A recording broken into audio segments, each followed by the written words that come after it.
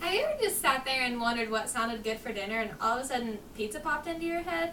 Most people believe that if you just order pizza from the local pizza parlor, that's the easiest and most convenient way. And while they might be correct, the most fun way to do it is to actually make it homemade. I plan to inform you on not only how to make the homemade pizza, but also the history behind it and all the different ingredients to go into it. Pizza is not a complicated dinner to make. Pizza has been around for many centuries. According to Pizza Facts, pizza was created in the 1st century millennium, and ever since then has been a hit. It was known as a flatbread back then, and all the nations had to have it. In the 17th century, pizza was officially created in Naples, Italy, and was all over the world just completely famous. In 1905, however, Gennaro Lombardi was granted the actual first pizza license. There are different styles in which pizza can actually be created. There's the calzone style, which is created in Italy. This pizza actually means stocking, but all it is really is filled with pepperoni and ham and all kinds of sauces such as, well, the normal pizza sauce and a sauce called creamy Italian. Next, there is the deep dish pizza from Chicago. Tourists everywhere travel to the States just to try this kind of pizza. Basically, it's a deep, deep dish, probably about this thick, and has tons of cheese on it. Next, we have the stromboli pizza. People don't really consider this a type of pizza because of the way it looks. It looks like a calzone, but it has different things in it, such as black olives and Swiss cheese, and ham and bacon. Here in America, we actually have 3 main styles of pizza. There's cheese, pepperoni, and sausage. Now, although these are the only 3 main flavors, there are dozens to choose from, such as meat lovers, Canadian bacon, barbecue, and my favorite, fettuccine alfredo. Well, now that you know all about how to make the pizza and the ingredients that go in it, plus the background, I'm going to show you how to make the pizza. Now, for time purposes, I have already created the dough.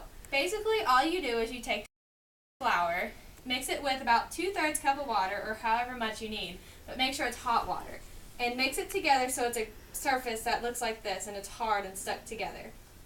Next, you're going to put it onto the pan, and it should stick together, so it should be pretty easy.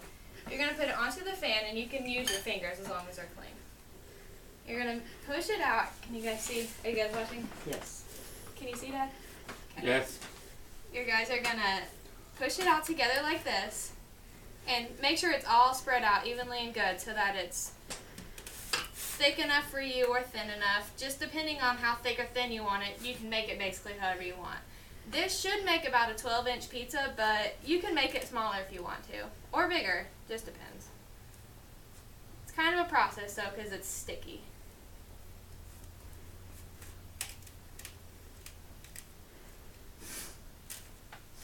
You guys have any questions so far? No. While I'm spreading the dough out. Okay, it's supposed to be round, but since it's so sticky, it might be a little bit horizontal-ish. Okay, now that it's all spread out and you guys can see it, it's kind of like a square, but it doesn't really matter. It's homemade. Next, I'm going to take the sauce. Now, I just bought normal Chef Boyardee pizza sauce because it's the easiest thing to go with, but you can buy ragu. You can also buy ragu and just all those different flavors. So what you're going to do is you're going to take it on there and you're going to dump it on there as much as you can. You're going to dump it on there as much as you can, and then you're going to spread it out like this. Now, you can do it with your fingers or whatever. It doesn't really matter. Also, this pizza sauce has little bitty pepperonis in it for flavor. I really like pepperoni pizza, and I figured you guys would too. Okay, it's all spread out on there. Oh, I almost forgot to tell you guys. You need to preheat 125 degrees.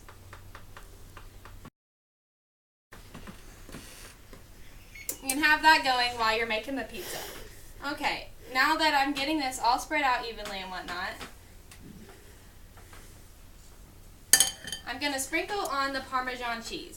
Now this is just normal Parmesan cheese that I bought at Walmart. You can buy all different kinds and it only costs about $3, but as you can see right here, it's normal Parmesan cheese. I'm going to spread it across the pizza. This is going to give it its nice cheesy flavor. Okay, you You guys can see that well? Yes. Yeah. Okay. And if you guys want to put your own ingredients on it, like shredded cheese or more pepperoni or even sausage or anything like that, that's okay too. Okay, now that it's done and the oven is preheated, you're going to just put it in there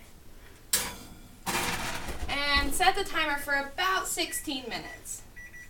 Now, after this is all done, it's going to come out looking like a pizza.